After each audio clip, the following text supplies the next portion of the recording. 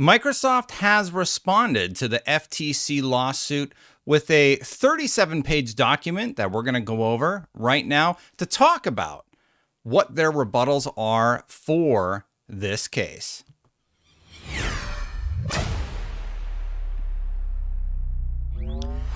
Microsoft opens quite strongly, and right off the bat, they talk about that they're hereby filing the following answer to the Commission's administrative complaint, the complaint against Microsoft. Now, I'm going to read this whole introduction because they make a lot of pretty strong points here. This case involves a transaction between the third-place manufacturer of gaming consoles and one of the many publishers of popular video games. Microsoft competes in gaming through its Xbox division, Xbox.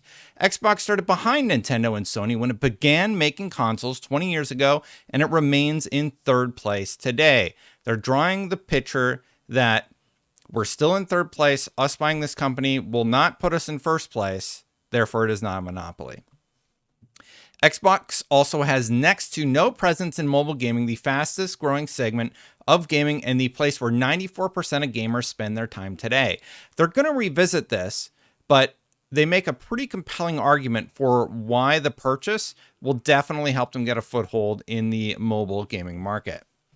And Xbox and respondent Activision Blizzard King are just two of hundreds of game publishers who compete by providing different types of games on different platforms at different prices, ranging all the way down to $0.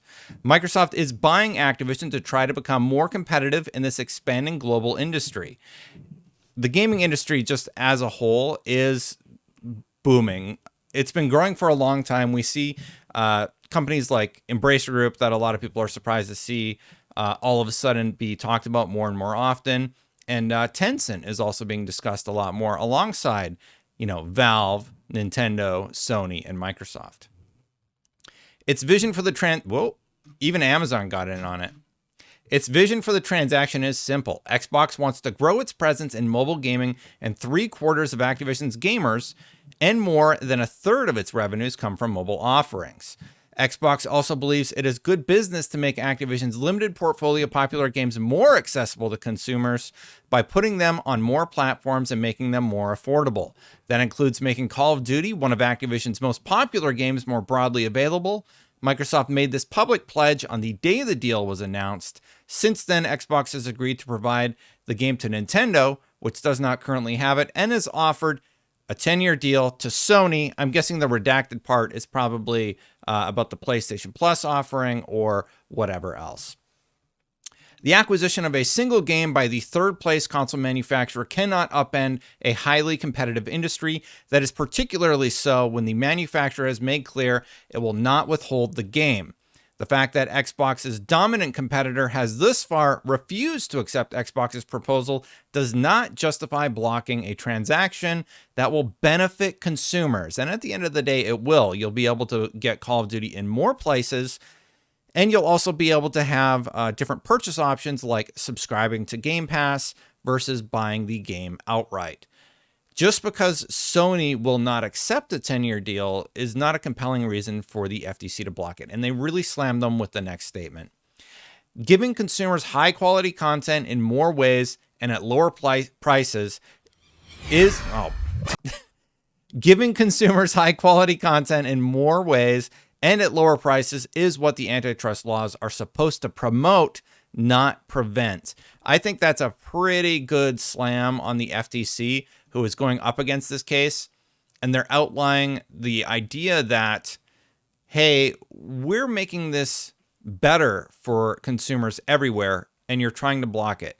That's not what you're supposed to do as a company. It feels like they're protecting the status quo and not considering the industry at large. And the arguments that they make in their case, I don't think are particularly compelling either for how this would harm consumers.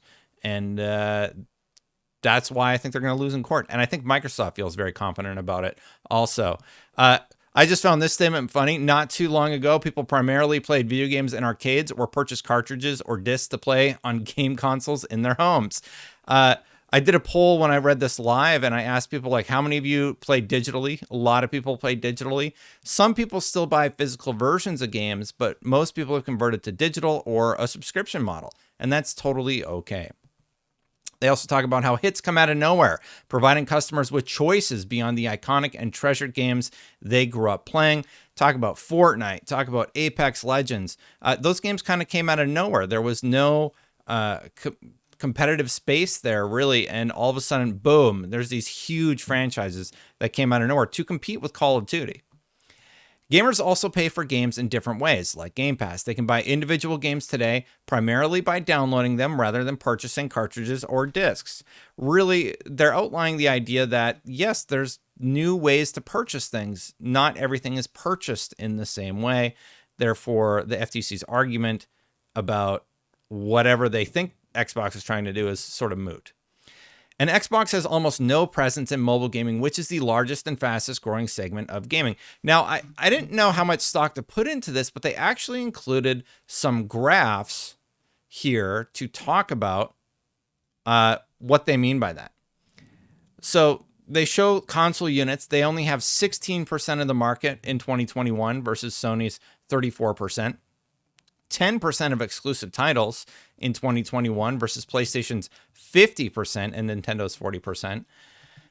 Their share of mobile gaming revenue is 0.3%, and Activision's share is 4% of the global gaming market. So initially, I had kind of written off this idea that they actually wanted to use the Activision purchase to get into mobile, but when you see that piece of the pie, that 4%, that's a lot of money. That's a lot of money. And that's just for 2021. Microsoft is buying Activision to meet the billions of gamers who choose to play on mobile devices instead of a console or PC. And they talk about making the games widely available. One way is by continuing to distribute Activision games everywhere they currently exist and expanding to additional platforms like Nintendo, like Steam. Another is by adding new Activision console and PC games to Xbox's Game Pass subscription service on the day those new games are released. You're going to have more ways to purchase Activision games when they are released versus having less. A substantial portion of Activision's financial value to Xbox comes from business as usual, including the continued sale of Call of Duty, its most popular game on Sony PlayStation. Paying $68.7 billion for Activision makes no financial sense if that revenue stream goes away, nor would it make sense to degrade the game experience and alienate the millions of Call of Duty players who play together using different types of consoles. The more that I read about their statements, the more I truly believe that they never had an intention of making Call of Duty exclusive. I think part of that is because when they launch on Steam, you're talking about $1 billion a year from Steam. You're talking about $1 billion a year from Sony. They're going to expand to Nintendo. My hunch is that they're going to use the mobile version of Call of Duty, launch that on the Nintendo Switch. The Nintendo Switch is capable of running Fortnite. There's a version of Apex on the Switch, so it's not unheard of. I would not be surprised if that happens. Now, if you come this far, normally you know I do my subscribe call out in the beginning, but about 50% of you are not subscribed. So if you like this style of content, I highly encourage you to hit subscribe, hit that button, hit that bell. And if all of you people who are not subscribed hit subscribe today, I would hit that goal that I've had of 100,000 subscribers today. You can literally make it happen right now. And if you like my content, you're also going to know when I post the next video. So thank you so much. Hopefully one or two of you subscribe. I would love to at least hit 90,000 for Christmas. That would be a great Christmas present. A super Christmas present would be hitting 100,000. Let's continue on with the news. It is therefore unsurprising that after nearly a full year of investigating this transaction, receiving millions of Microsoft and Activision documents, and speaking to over a dozen witnesses, there is no evidence that Xbox intends to take Call of Duty away from PlayStation or any platform at all. No emails, no text messages, no testimony. There is one reason for that. Xbox does not intend to take that step. They've been very clear that we have no intention to remove Call of Duty from any platform because they make more money by leaving it exactly how it is. And they just roasted the FTC because they have no evidence that there is a case that they would do that. To the contrary, there's more evidence supporting that they wouldn't do that. So good luck, FTC. But Xbox cannot afford to take Activision's games exclusive without undercutting the basic economics of the transaction. Xbox's proposal blank and would extend for 10 years an unheard of length for contracts in the gaming industry. They're talking about how long they plan to keep it on PlayStation, which is 10 years, I'm guessing from their original contract. And I think there's something in there about the offer to allow it to come to PlayStation Plus. Sony refuses to deal, and Sony has no reason to accept the deal. They want Microsoft tied up in this as long as possible, so they're burning through cash. And meanwhile, Sony can continue to, be king for a little bit longer and potentially even figure out their other services that they would like to improve. If Call of Duty were truly essential, Sony would have no reason to refuse the 10-year deal, is their argument. And they talk about the acquisition of ZeniMax, a set of gaming studios acquired in 2020, and how it has no relevance to the current transaction. After that transaction closed, ZeniMax's first 2 games were made exclusive to PlayStation for 1 year post-launch. Xbox anticipates that 3 future titles, and I talked about this with chat, it's probably Starfield, it's probably Redfall, and I'm guessing Elder Scrolls was the other one. They're talking about Bethesda titles, and I think that those are the 3 they're talking about. Xbox anticipates 3 future titles, the ones we just said, all of which are designed to be played primarily alone or in small groups, will be exclusive to Xbox and PCs. They've kept games like Fallout 76 and Elder Scrolls Online on all platforms because these games are designed to be played together. And I don't even think Elder Scrolls Online or Fallout 76 has crossplay between platforms, as far as I know. Correct me if I'm wrong, because I would really like to play on Xbox and on PC and have cross save, but I don't think that exists. And I found that out when I was trying to move over to PC. Xbox has also expanded, not contracted, access to Minecraft. They talk about what they did with Minecraft, a game that has multiple communities on multiple platforms, and how they actually expanded the reach of that platform. And now they really get them about their main thesis statement about the CMA and what the CMA responded with. Any suggestion that Microsoft's statements to the EU, the European Commission about ZeniMax were misleading is incorrect. Microsoft explicitly said it would honor Sony's existing exclusivity rights and approach exclusivity for future game titles on a case-by-case basis, which is exactly what it has done. The European Commission agrees it was not misled, stating publicly the day after the complaint that Microsoft did not make any commitments to the European Commission, nor did the European Commission rely on any statements made by Microsoft about the future distribution strategy concerning ZeniMax games. Instead, the European Commission cleared the transaction unconditionally as it concluded that the transaction would not raise competition concerns. Some people have said the FTC still has a case there because, Xbox said one thing and then they feel like they did another. I think that's dead in the water, especially when you have, and I think it's the CMA, the EU CMA, coming out and saying that's not what we said, and they largely don't agree with how the FTC is handling this case. Now, we've gone pretty far, but we're going to skip over the huge middle section. I'll explain why in a second. But the games themselves are identical. They talk about how cloud gaming is basically, it's the same games when you're playing on cloud. If they agree with Xbox's vision, it's going to promote more competition, including from companies like Sony, which already has a successful subscription service without even including its most popular and exclusive games on the day they are released. Sony may prefer to protect the revenues it gets from more expensive individual game sales, but the antitrust laws do not serve to insulate the dominant market player and its favored business model from the competition. Basically, they're saying, your job is not to protect Sony, who could innovate and do different things, from our ability to purchase companies. That Microsoft's argument is that's not their job. Ultimately, the commission cannot meet its burden of showing that the transaction would leave consumers worse off because the transaction will allow consumers to play Activision's games on new platforms and access them in new and more affordable ways. The relief sought in the complaint should be denied. Now, we're going to go into the next section because the next section is largely Microsoft saying, we don't agree to anything that you said here. You don't cite the appropriate law in most of the cases. So we want this to go to court. We feel it.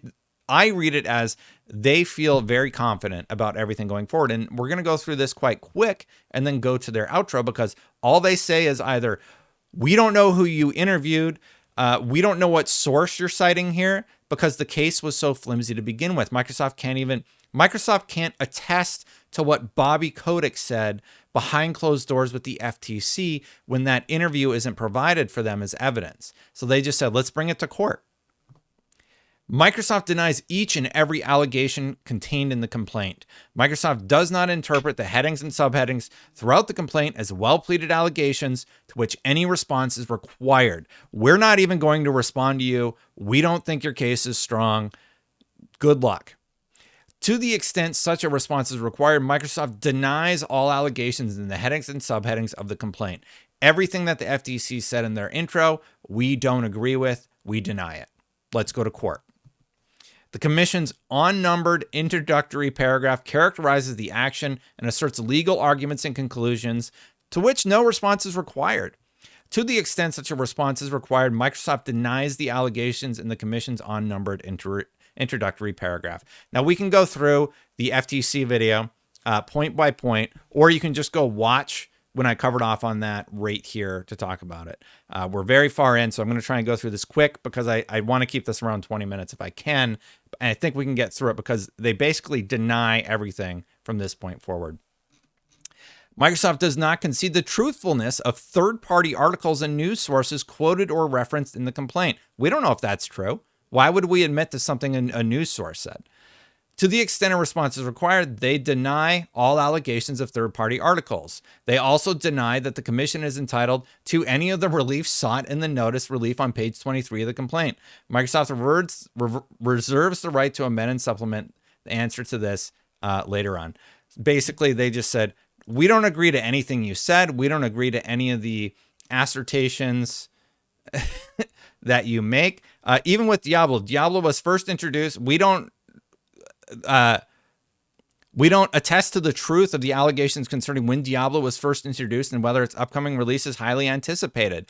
They don't have to agree to any of the complaints filed. What needs to happen is the FTC has to prove that in court now. And the thing is, their case is so flimsy, they have a big uphill battle of even proving a simple statement as Diablo is an upcoming anticipated title. And that some of the future ZeniMax games may be exclusive to Xbox and PC when they are initially released. Microsoft further avers that this approach is consistent with its representations to the European Commission, as the EC publicly stated. So they're also calling out, hey, so this statement, the EC, the European Commission, disagrees with you. So good luck proving that one. The EC came out and said, no, that's not what we said.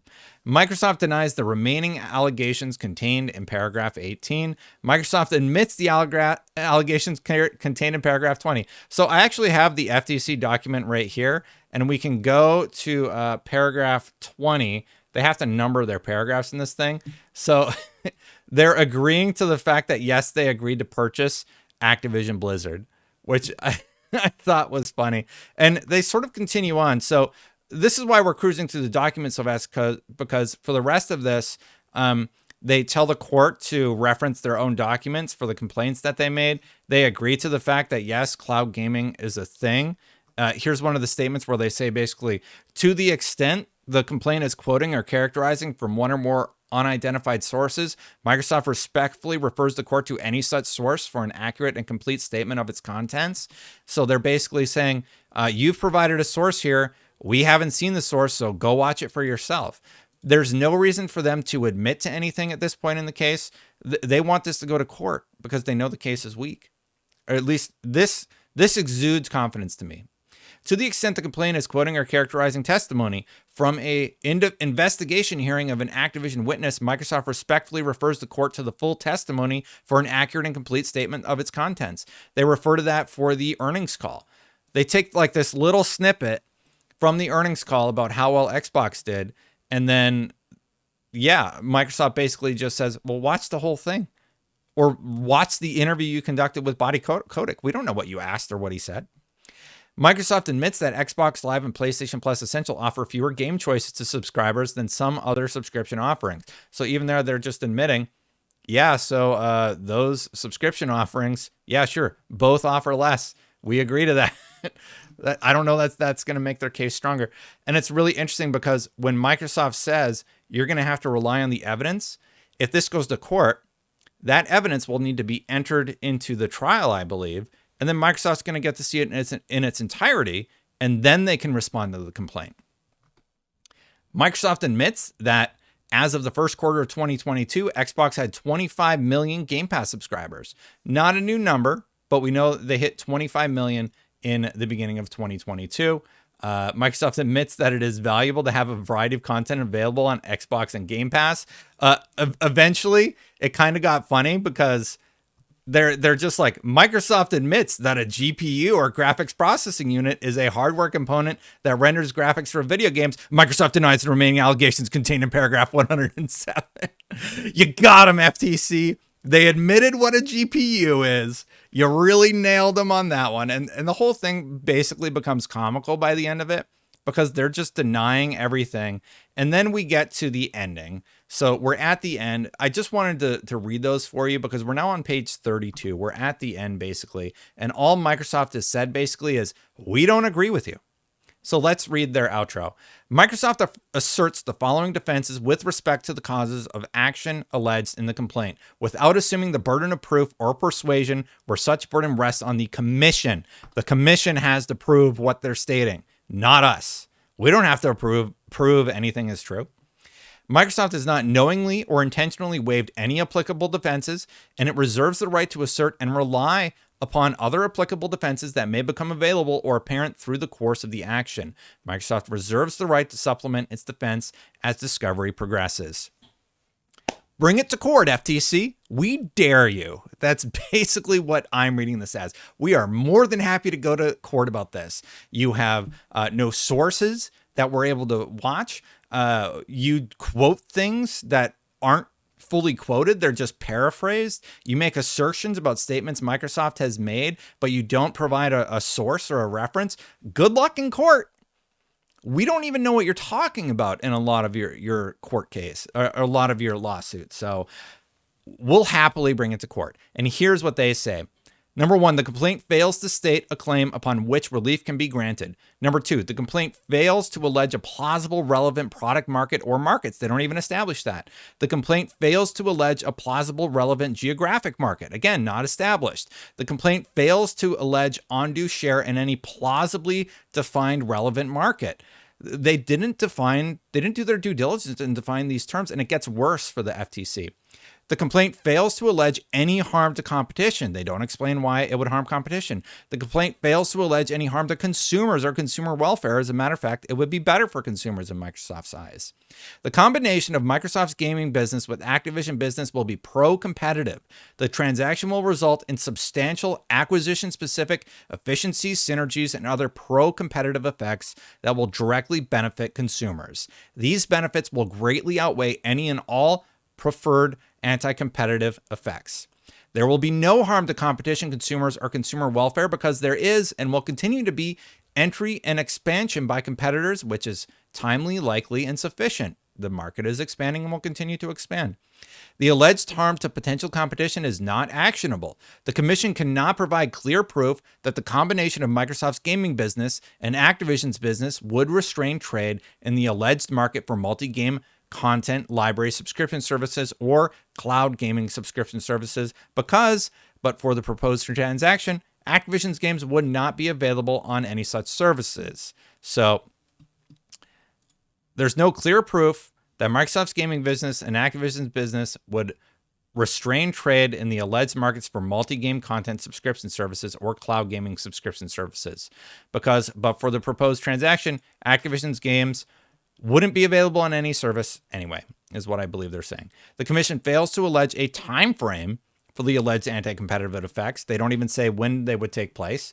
The Commission is not entitled to relief because none of Microsoft's conduct identified in the complaint is even actionable. independently or in the aggregate under the antitrust laws. Microsoft offers of binding contractual commitments to continue to offer certain titles like Call of Duty to other gaming companies, including Nintendo and Sony, for at least 10 years, address all of the alleged anti-competitive effects in the alleged markets, and ensure that there will be no harm to competition or consumers. The Commission's claims are too speculative to support any claim on which relief can be granted. The Commission's just throwing stuff at the wall and seeing what sticks, and they're like, you're just guessing. We can't even take action on that. So it's no. Neither the filing or of this administrative action nor the contemplated relief is in public interest pursuant to 15 USC. They're saying like this is a waste of money. The complaint reflects improper selective enforcement of the antitrust laws. The proceedings are invalid because the structure of the Commission as an independent agency that wields significant executive power and the associated constraints on the removal of commissions and the other Commission officials violates Article 2 of the U.S. Constitution and the separation of powers. So they're saying you're violating you're violating the Constitution. These proceedings are invalid because adjudication of the Commission's complaint by the ALJ and the Commission violates Article 3 of the U.S. Constitution and the separation of powers, so 2 violations. The Commission procedures arbitrarily subject Microsoft to administrative proceedings rather than to proceedings before an Article 3 judge in violation of Microsoft's right to equal protection under the Fifth Amendment. The Commission's procedures violate Microsoft's right to procedural due process under the Due Process Clause of the Fifth Amendment. The structure of these administrative proceedings, in which the Commission both initiates and finally adjudicates the complaint against Microsoft, violates Microsoft's Fifth Amendment due process right to adjudication before a neutral arbiter. So now they're putting the weight back on the FTC. All right, here's several different ways you're violating our Fifth Amendment rights. Here are the constitutional rights that you're violating with your flimsily put together case. Brad Smith said during that meeting, he said, give peace a chance. And then the lawsuit dropped. Good luck after this. These administrative proceedings violate Microsoft's Fifth Amendment due process right to adjudication before a neutral arbiter as applied to Microsoft because the Commission has what is this word? Oh my goodness. Because the Commission has prejudged, I'm sorry that took me so long, the merit of the instant action. They're basically saying you judged us before we could even talk to you. The Commission's charges under Section 5 of the FTC Act are unlawful to the extent the Commission purports to apply Section 5 beyond the mates and bounds of the Sherman-Clayton Acts. Wherefore, Microsoft respectfully requests that the administrative law judge enter an order, deny the Commission's contemplated relief, dismiss the complaint in its entirety with prejudice. They think it's that bad. Awarding Microsoft its cost of suit. FTC, you're paying for this. We're not. Awarding such other and further relief as the administrative law judge may deem proper. That's at the end. They're like, we don't agree to any of this. You're violating our Fifth Amendment rights. You violated these things in the Constitution. The fact that we're offering Call of Duty on multiple platforms refutes basically any harm to consumers. The fact that the CMA came out and said that you're wrong disproves a lot of what you're trying to make here. Let's go to court. Let's do it. Let's go. They seem good to go here to me. They seem ready to fight this in court, and they are more than happy to. Hey, did you know about 50% of you watching right now are not subscribed, and we're at the end of the video? If you could subscribe and hit that bell, vidIQ says I should ask. So please hit that subscribe button, hit that bell. I've been trying to get to 100,000 subscribers, and I might move the asked more to the middle of the video so I know if you're still watching at that point, you like my content. So maybe you'll hit it. You know who else likes my content? The members. We got a new member I need to add to the list last night. Thank you so much for watching, everybody. Thank you for watching it live if you did. All these fine people are great. You can hit that join button. Videos are posted without ads for members. And if you want to see, what was it? The CMA saying that the FTC is wrong, you check that out here and hit that subscribe. I'm going to get out of here, and I'll see you for the next one. Bye for now, everybody.